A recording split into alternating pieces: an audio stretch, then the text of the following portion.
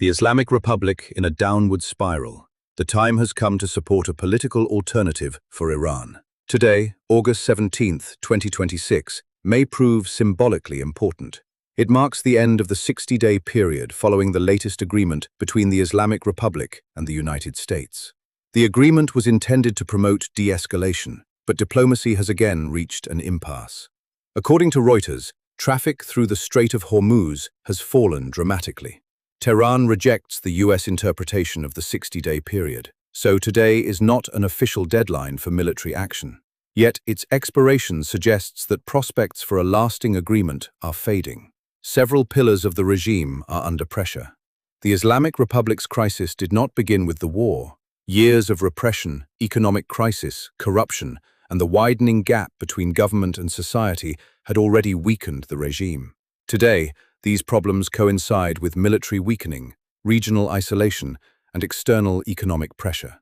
The United States says its naval blockade can continue.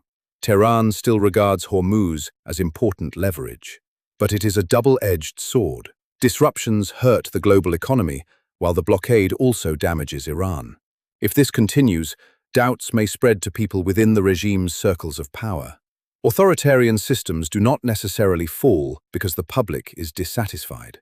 The more dangerous phase begins when those inside the power structure question its future and their mental calculations change. Is loyalty still safer than distancing themselves?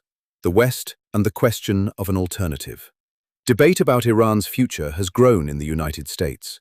Conservative figures, including Mark Levin, have argued for stronger support for Crown Prince Reza Pahlavi and the opposition. A political structure in exile has also been discussed, although this is not official US policy. The question is, if the Islamic Republic refuses to change course, how can Iran be protected from chaos afterward? International support must not allow foreign governments to determine Iran's future system. That decision belongs to Iranians. But the international community can treat the opposition as a serious alternative and prepare for a transition. Crown Prince Reza Pahlavi's position. The key strength of Crown Prince Reza Pahlavi, leader of the Lion and Sun Revolution, lies precisely here. Crown Prince Reza Pahlavi has repeatedly emphasized that he does not seek to impose a form of government. The people must decide. He has also declared his readiness to play a role in the transition and unite the opposition. Reuters has, however, pointed to divisions and organizational problems among regime opponents. If we believe in a non-partisan approach and Crown Prince Reza Pahlavi as a unifying force for a national transition, we must end factionalism, competing initiatives, personal egos, and attempts to monopolize the opposition. The coalition around the Crown Prince must include monarchists, constitutionalists, Republicans, liberals, democratic leftists, Iran's ethnic communities, and secular forces. We must show Iran and the world that a united opposition can cooperate on the principles of transition. The most important battle is in people's minds. Iran's future will not be determined by American B-52s or F-35s alone.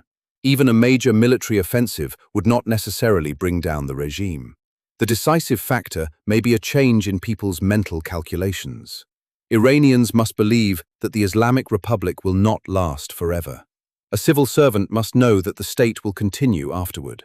An army officer or other military member must know that Iran's territorial integrity will be preserved. Those not involved in repression must know they have a future in a new Iran. The message must be clear. Iran will remain Iran after the Islamic Republic. Perhaps the moment of decision is drawing closer. The end of the 60-day period does not mean the regime will fall today or tomorrow.